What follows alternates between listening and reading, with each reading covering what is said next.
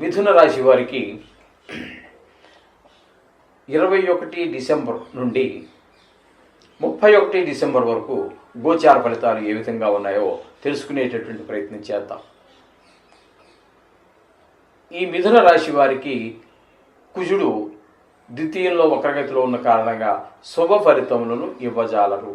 తద్వారా కోపం ఎక్కువగా రావటము, ఏ పని మొదలుపెట్టినప్పటికీ కూడా ముందుకు వెళ్ళకపోవటము, అలాగే ఎవరి యొక్క సహాయ సహకారాలు మనకు లేకపోవటము, మాటలో కఠినత్వం పెరగటము, గాయాలు అయ్యేటటువంటి అవకాశము, అంటే నడిచేటప్పుడు కావచ్చు, ఏదో వాహనం నడిపేటప్పుడు కావచ్చు, తగు జాగ్రత్తలు తీసుకోవడం అనేది సూచించదగినటువంటి విషయం. అంచేత కొంచెం జాగ్రత్తగా వాహనం నడపడం కానీ, మాట్లాడేటప్పుడు కానీ తగు జాగ్రత్తలు తీసుకుని మీరు చేసుకున్నట్టయితే మంచిగా ఉంటుంది. లేకపోతే కొన్ని ఇబ్బందులు ఈ కుజుడు యొక్క ప్రభావం వల్ల మనకు తప్పకుండా ఉంటాయండి. ఇకపోతే చతుర్థంలో కేతు యొక్క సంచారం జరుగుతోంది. కేతు యొక్క సంచారం చతుర్థంలో అంత శుభప్రదమైనటువంటి ఫలితములను ఇవ్వజాలదు. అలాగే అమ్మగారి విషయంలో కొంచెం తగు శ్రద్ధ, ఆరోగ్య విషయంలో శ్రద్ధ తీసుకోండి. లేకపోతే కొంచెం పాపం ఆవిడ ఆరోగ్య విషయంగా కొంచెం బాధపడేటువంటి అవకాశాలు ఉంటాయి.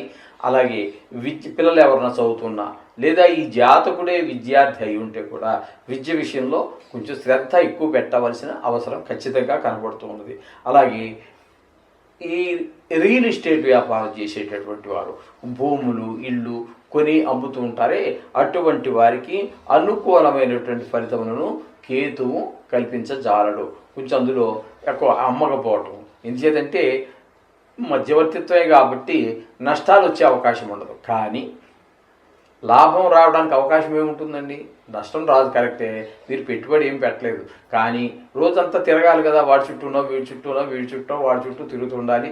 అంతా మధ్యలో బ్రోకరేజే కాబట్టి ఏంటంటే వాళ్ళకి మామూలుగా అయ్యేటువంటి ఖర్చు అయితే ఖర్చు అవుతుంది, కానీ లాభం ఇంకా వచ్చే రూపాయలు లేకుండా ఖర్చు అయ్యేది అవుతూ ఉంటే ఏమవుతుంది? అది అంత అనుకూలమైనటువంటి పరిస్థితి కాదు. అందుచేత 4వ స్థానంలో కేతు యొక్క సంచారం కూడా మనకి ఆ విధమైనటువంటి రాబడి రాకుండా రోజువారీ ఖర్చులు తప్ప కదండి. పెట్రోల్ పోసుకోవాలి, ఈ మధ్య ఖర్చులు, ఫ్రెండ్స్, వ్యవహారం, నలుగురితో తిరగటం, ఇవన్నీ మీకు తెలియనిది ఏం కాదు. కారు ఇవన్నీ మామూలే. ఈ ఖర్చులన్నీ మామూలుగా యథాతథంగా ఉంటాయి. అనుకూలమైన పరిస్థితులు మాత్రం ఈ రంగంలో ఉన్న వారికి కేతు అనుకూలమైన పరిస్థితులు ఇవ్వజాలడు. అట్లాగే మనకి 6వ స్థానంలో బుధుని యొక్క సంచారం జరుగుతోంది. 6వ స్థానంలో బుధుని యొక్క సంచారం శుభప్రదమైన గోచార రీత్యా శుభప్రదమైనటువంటి ఫలితాలే మనకి వస్తూ ఉంటాయి. ఆరోగ్యం బాగుంటుంది. అప్పులు ఏమన్నా మనం దేనికోసమైనా, మంచి పని కోసం లేకపోతే చెడ్డ పని కోసం, మొత్తం మీద అప్పు కోసం మీరు ప్రయత్నం చేస్తున్నారు. మీరు చేసేటటువంటి ప్రయత్నం ద్వారా మీకు అప్పు లభించడం ఖాయం. ఎవరో దగ్గర ప్రైవేట్ సెక్టార్ కావచ్చు, లేదా ప్రభుత్వ రంగ సంస్థలు అయినటువంటి బ్యాంకుల దగ్గర కావచ్చు, మీరు చేసేటువంటి ప్రయత్నం మీకు ఖచ్చితంగా అప్పులు అవి మీకు దేనికోసం అయితే ప్రయత్నం చేస్తున్నారో ఆ అప్పు లభిస్తుంది. మీరు ఆ పని కూడా సక్సెస్ అవుతుంది విజయంగా. ఆ విధమైన ఫలితాలన్నీ కూడా 6వ స్థానంలో బుధుని యొక్క సంచారం వల్ల మీకు జరుగుతూ ఉంటుంది. ఇకపోతే 7వ స్థానంలో రవి యొక్క సంచారం జరుగుతోందండి. 7వ స్థానంలో రవి యొక్క సంచారం అంత శుభప్రదమైనటువంటి ఫలితములను ఇవ్వజాలడు. ఎందుకంటే అక్కడ మనకి ఎవరితో వ్యాపారం 2-3 కలిసి చేస్తున్నాం, వాళ్ళతో కొంచెం విభేదాలు వచ్చేటువంటి అవకాశం ఉంటుంది. అలాగే ఇంట్లో సంసారంలో భార్యతోటి కూడా కొంచెం మనం ఒకటి అనుకుంటే ఆవిడ ఇంకోటి అనుకోవటం, మాట పొసగనితనము, కొన్ని అంటే కొంచెం మనస్తత్వాన్ని బట్టి కూడా ఉంటుంది. అది సర్దుకుపోయే మనస్తత్వం ఉన్నట్టయితే కొంచెం తక్కువ స్థాయిలో ఉంటుంది. అన్నిటికీ మీదపడి వాళ్ళదే పైచేయిగా ఉన్నటువంటి గొడవ పరిస్థితులు కనుక ఉన్నట్టయితే సహజంగా భార్యాభర్తల మధ్య అది పెద్ద రాద్ధాంతాలు అయ్యేటువంటి అవకాశం కూడా మనకి కనబడుతూ ఉంటుంది. అలాగే ఆరోగ్య విషయంలో కూడా కొంచెం చికాకులు ఉంటూ ఉంటాయి. ఈ విధమైన పరిస్థితులన్నీ కూడా మనకి 7వ స్థానంలో రవి యొక్క సంచారం వల్ల మనకి కలుగుతూ ఉంటాయి. ఇకపోతే 8-9 స్థానాలలో కనుక మనం తీసుకున్నట్టయితే 8-9 స్థానాలలో కనుక మనం తీసుకున్న శుక్రుని యొక్క సంచారం జరుగుతోందండి. శుక్రుని యొక్క సంచారం 8-9 2 స్థానాలలోనూ కూడా మనకి చాలా చక్కటి ఫలితాలు ఇస్తూ ఉంటుంది.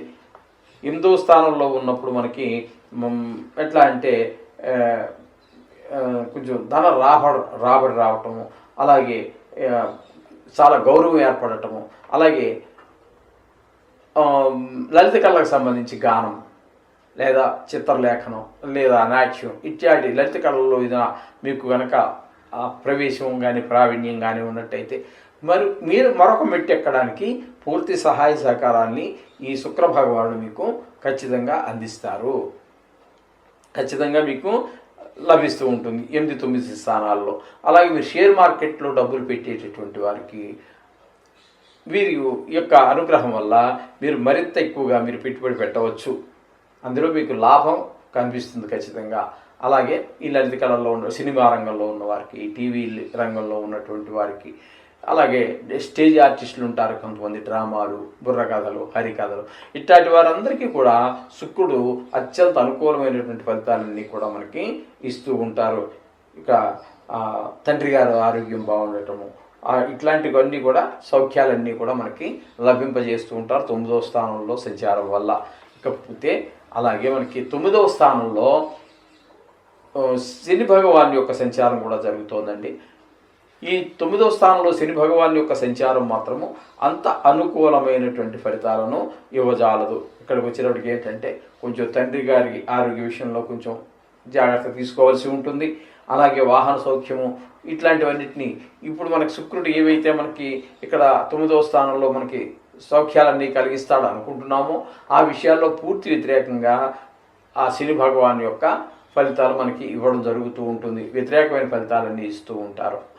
ఆయన ఖచ్చితంగా ఈ 10 రోజులు కూడా అక్కడే ఉండటం జరుగుతుంది. ఇక్కడ మాత్రం శుక్రుడు మాత్రం మనకి ఇక్కడ ఈ స్థానంలో 9వ స్థానంలో 3 రోజులు మాత్రమే సంచారం చేస్తున్నారు. శని మాత్రం 11 రోజులు బాగా చేస్తున్నారు. అందుచేత అది కొంచెం శని భగవాన్ని చూసుకోవాల్సినటువంటి పరిస్థితి ఉంటుంది. ఇకపోతే 10వ స్థానంలో రాహు యొక్క సంచారం ఉందండి. అవి 10వ స్థానంలో రాహు ఇప్పుడు ఉన్నప్పటికీ కూడా ఉద్యోగ విషయంలో ఒక మంచినా అనుకోకుండా జరగవచ్చు, ఒక చెడు అయినా అనుకోకుండా జరగవచ్చు. సడన్గా పైకి ఎదగచ్చు, సడన్గా పడిపోనవచ్చు. ఈ విధమైన ఫలితాలన్నింటినీ కూడా రాహు చేస్తూ ఉంటాడు. ఇక మామూలే రాహు ఎక్కడ ఉంటే అక్కడ విషక్రిములకు సంబంధించినటువంటి ఇబ్బందులన్నీ మామూలే. వృత్తి ఉద్యోగ విషయాలలో మనం పైకి ఎదగటమో లేదా ఒక్కసారిగా అనుకోకుండా ఊహించని రీతిగా ఎదగటమో, ఊహించని రీతిగా కిందకి జరిగిపోవటం జరుగుతూ ఉంటుంది. ఈ విధమైన ఫలితాలన్నీ ఆయన ఇస్తూ ఉంటారు. ఇకపోతే ఈ మిథున రాశి వారికి గురువు అత్యంత అనుకూలమైనటువంటి ఫలితాలన్నీ ఇస్తూ ఉంటారు. అక్కడ ఏంటంటే మంచి లాభం వచ్చేటువంటి అవకాశం ఉంటుంది. ధన ఆదాయం పెరిగే అవకాశం ఉంటుంది. అందరి యొక్క సహాయ సహకారాలు కూడా మనకు అందుతూ ఉంటాయి. అలాగే ఏదైనా వ్యవహారం మొదలుపెట్టినట్టయితే ఆయన కూడా మీకు అనుకూలంగా ఉన్నారు. అందుచేత ఈ రాశి వారికి అత్యంత శుభగ్రహాలైనటువంటి గురువు, శుక్రుడు కూడా, అలాగే బుధుడు కూడా మీకు అనుకూలమైన పరిస్థితుల్లో ఉన్నారు. కాబట్టి ఇక్కడ మీకు ఏంటంటే కొంచెం షేర్ మార్కెట్లో పెట్టేటువంటి వారికి, ఎందులోనా పెట్టుబడి పెట్టి వాటిలో చేసేటువంటి వారికి అనుకూలమైన కాలంగా మనం ఖచ్చితంగా చెప్పుకోవచ్చు. సహజంగానే మనకు అన్ని గ్రహాలు కొన్ని అనుకూలత ప్రతికూలతలు మామూలే.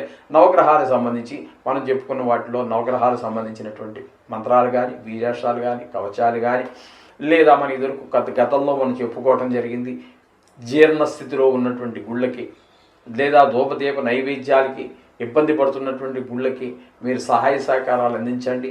ఈ నవగ్రహాల యొక్క అనుగ్రహంతో పాటు మోక్షానికి కూడా మార్గం అవుతుంది. మీరు ఒక కొత్త గుడిని మళ్ళీ నిర్మించినంత పుణ్యం మీకు కలుగుతూ ఉంటుంది. మన సనాతన ధర్మాన్ని కాపాడుకోవాల్సిన బాధ్యత మన అందరి మీద ఉన్నది. కాబట్టి అది గమనించండి. మరొకదానికి ఖర్చు పెట్టేటటువంటి అనవసరమైన ఖర్చులు ఏమైనా ఉన్నట్టయితే వాటిని తగ్గించుకోండి. ఇట్లాంటి మన ధర్మాన్ని, మన దేశాన్ని, మన ప్రజల్ని, వీళ్ళందరినీ రక్షించుకోవడం, మిమ్మల్ని మీరు రక్షించుకోవడం అన్నిటికంటే ముఖ్యం. అందుచేత వీటికి సంబంధించి కూడా కొన్ని నాకు చాలామందికి తెలుసు, అంటే అవన్నీ చెప్పుకోకూడదు. మన మీడియా ద్వారా మనం చెప్పుకునే విషయాలు కాదు. చాలామంది చాలా డబ్బులు అనవసరమైనటువంటి వ్యసనాలు ఖర్చు చేస్తున్నారు. అటువంటి వాటి తగ్గించుకోండి, మీ ఆరోగ్యం బాగుపడుతుంది. అవే డబ్బుల్ని అటు గుడి ఏదో దేవాలయాలకి అభివృద్ధికి సహకరించినట్టయితే మీ జన్మ సార్థకమవుతుంది. ఇందులో ఏమాత్రం సందేహం లేదు. శుభం భూయాత్.